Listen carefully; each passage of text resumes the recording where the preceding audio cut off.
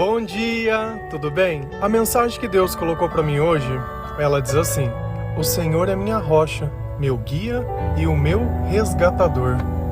Senhor, tende misericórdia de nós. Perdoa, Pai, todos os nossos pecados. Livra-nos de todo mal. Nos afasta de tudo aquilo que não vem de Ti. Nós agradecemos, Senhor, por mais esse dia, pelo alimento, pelas vestes, pelo banho. Aceita, Senhor, essa nossa oração, esse nosso louvor, pois nós Te amamos, bendizemos, adoramos. Somente Tu é o nosso Deus e em Ti confiamos. Deus é aquilo que nos fortalece, é aquilo que nos dá entendimento e sabedoria. O Senhor é aquele que nos conduz, o Senhor é aquele que nos resgata. E o Senhor é a nossa rocha, é onde nós construímos a nossa vida, é onde as coisas começam a fazer sentido. Deus é mais que um pensamento, Deus não é uma filosofia, Deus não é algo como uma história que alguém me conta e eu acredito. Deus, Ele é um Espírito que vem até nós. Deus é a razão da nossa existência. Deus é amor. E através do seu amor, o nosso coração se acalma, a ansiedade passa, a angústia deixa de existir. Sentimos alegria, paz, felicidade. O Senhor é aquilo que completa a nossa vida. Sem Ele, não somos nada, com Ele somos tudo. Deixamos de ser uma metade que procura a outra para ser um inteiro que não procura nada. E nesse mundo, nós vamos passar por diversas coisas.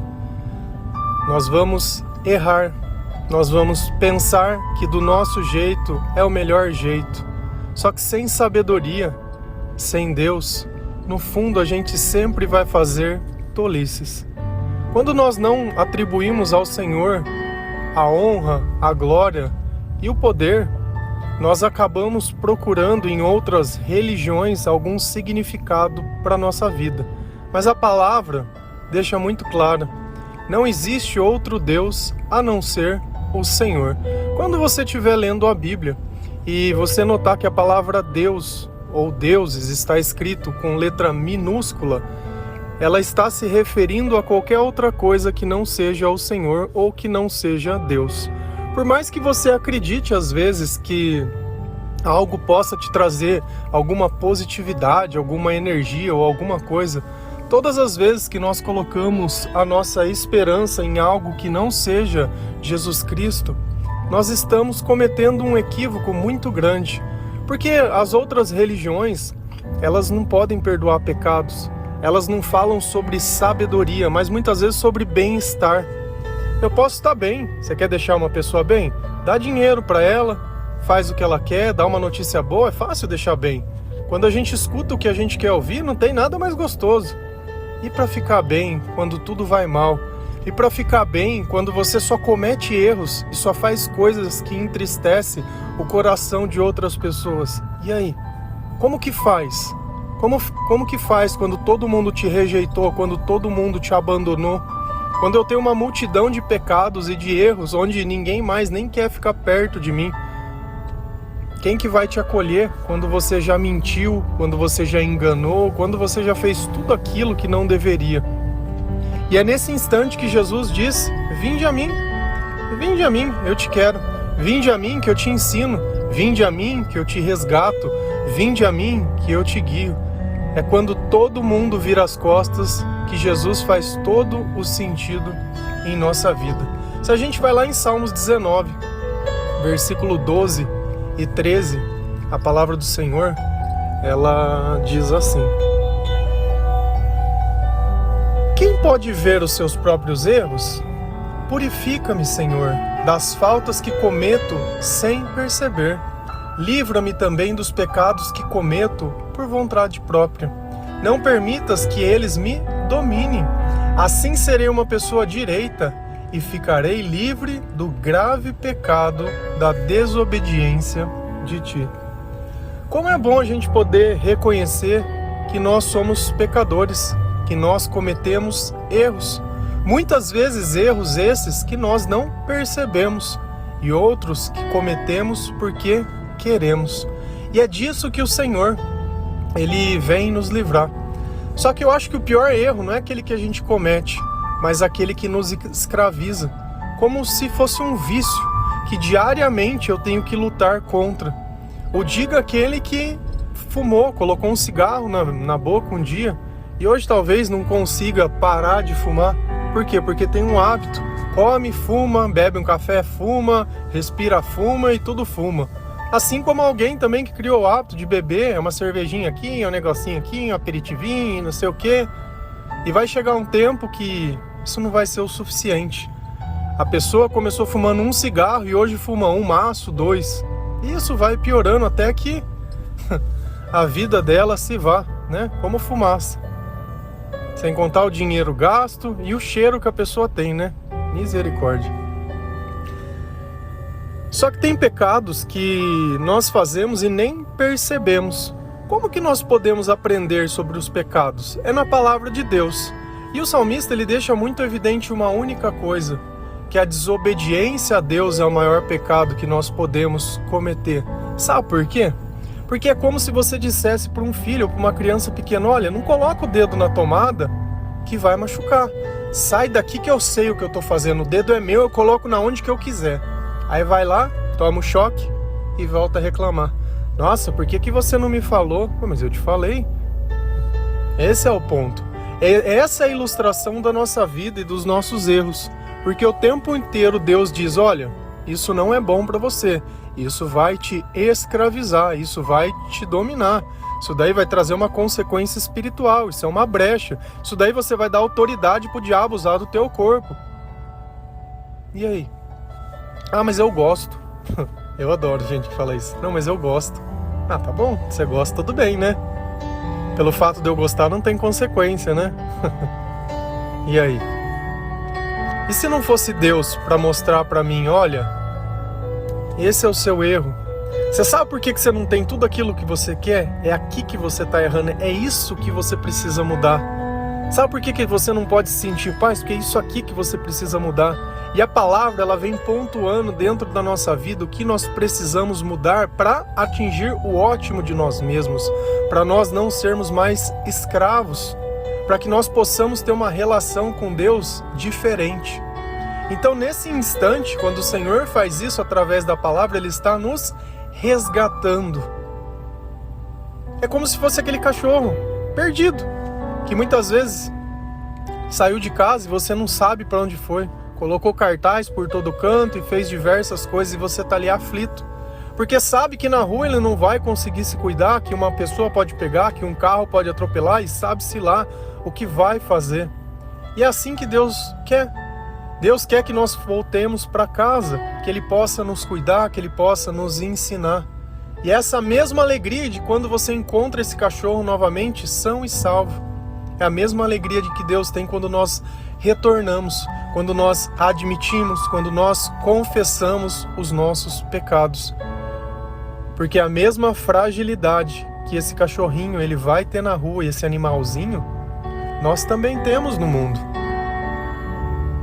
A diferença é que o diabo o tempo inteiro ele está nos olhando, ele está à nossa volta, ele está ao nosso redor, ele está nos observando, ele está nos ouvindo. Porque onde não existe luz, a treva reina. E esse mundo ele jaz no maligno. Então, depende das nossas escolhas e das nossas palavras.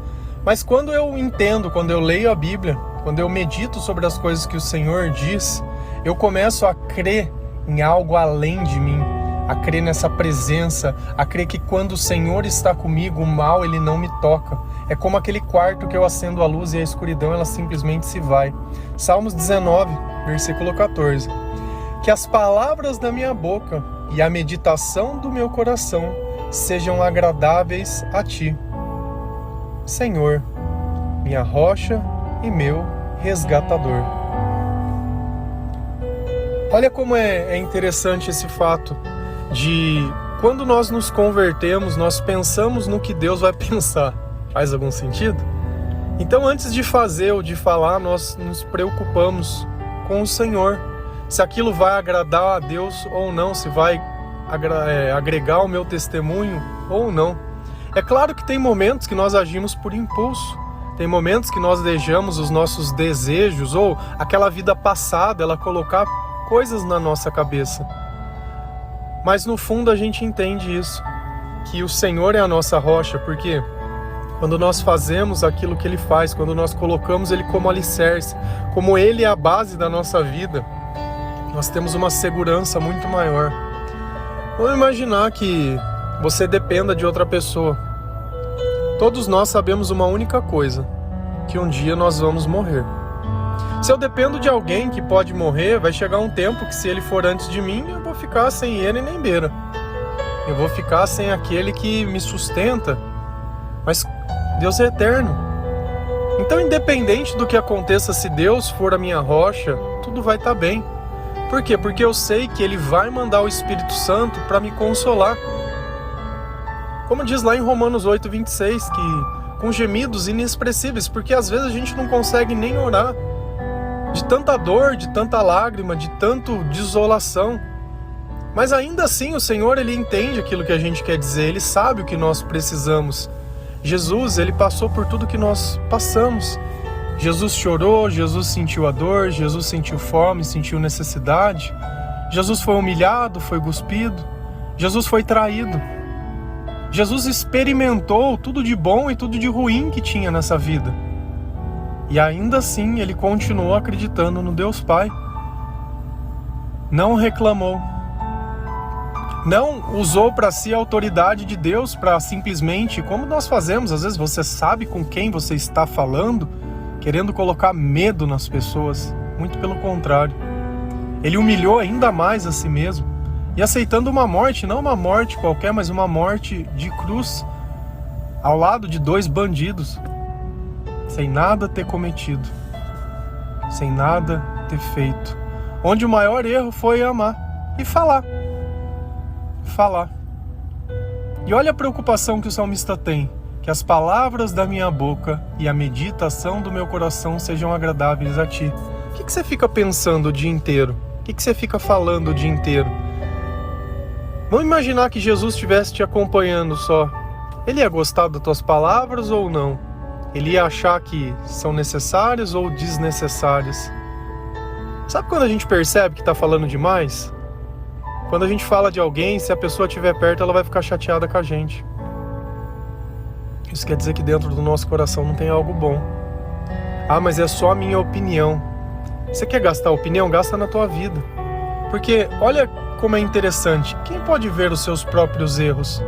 E nós começamos a nos converter justamente por observar os nossos erros e por achar que eles não são bons. Quando a gente escuta a palavra, eu não penso que é para outra pessoa, eu penso que é para mim, que é Deus me lapidando, que é Deus me quebrantando, que é Deus me reconstruindo, quebrando um vaso e subindo um vaso novo, um vaso de honra, um vaso diferente daquele vaso antigo, um vaso que tem uma utilidade muito melhor. Então, se a gente não vigia as nossas palavras e aquilo que nós enchemos o nosso coração, fica difícil, porque a vida inteira nós vamos querer encontrar um culpado. É um pai, é uma mãe, é o marido, é a esposa, é o filho, é o namorado, é o chefe, é o amigo, é fulano, é ciclano. Será que essas pessoas têm culpa mesmo? O problema é que nós escolhemos pessoas quando nós não éramos convertidos e depois a gente se converte e muda totalmente e acha que é outra pessoa que é o problema. O problema é que nós nos tornamos mais semelhantes de Deus e aí fica difícil. Quando o casal ele não se encontra pelos mesmos valores, fica difícil. Fica difícil conviver uma pessoa cheia de Cristo e a outra cheia de si mesmo. Não se sustenta. E aí acaba sempre naquilo, né? Bebida demais, é festa demais, é reclamação demais, é briga demais, fala demais, acusa demais, e quando não tem nada no presente acontecendo, a gente resgata alguma treta do passado para jogar na cara da outra pessoa. Como se tapas pudessem educar alguém. Quantas crianças não cresceram apanhando, descartadas e tudo? E resolveu? Sem Deus não existe educação. Sem Deus não existe entendimento. através da ira, da raiva, do ódio, da punição, não existe. Se fosse assim, Deus ele continuaria sendo aquele Deus do Antigo Testamento, o Deus do ferro e fogo. Mas ele notou que era pelo amor que as coisas poderiam mudar. Só que não basta ser amor, precisa ser justiça, precisa de arrependimento, precisa de obediência. E aí, nós entendemos que quando nós colocamos Jesus como nosso alicerce, quando nós colocamos a palavra como nosso guia, a nossa vida ela muda de tudo. E não porque ao nosso redor não vão ter coisas ruins, não vão ter desgraça, não vão ter pestes, vai acontecer tudo. Porém, nós sempre estamos firmes. Mateus 7, versículo 24 e 25. Portanto, quem ouve estas minhas palavras e as pratica é como um homem prudente que construiu a sua casa sobre a rocha. Caiu a chuva, transbordaram os rios, sopraram os ventos e deram contra aquela casa, e ela não caiu porque tinha os seus alicerces na rocha. Como a palavra de Deus ela está entranhada em nós, quando vem esses tipos de coisa, nós sabemos que nós vamos resistir. E às vezes você tem olhado pessoas e não entende porque elas resistem, é justamente por isso. E Jesus não é aquilo que você acha. Jesus não é frequentar a igreja. Eu não vou na igreja. Eu já vi gente, padre, uma vez estava comendo e falou, você precisa ir na igreja. Então não basta eu ter a minha religião, não basta eu falar de Deus, não basta eu pregar, não basta eu dedicar, não, eu tenho que ir na igreja. Onde está? Onde está essa parte? Que Jesus ele não é mais o suficiente. Porque aí nós vamos voltar lá nos fariseus, na burocracia, né, da circuncisão, do jejum, né?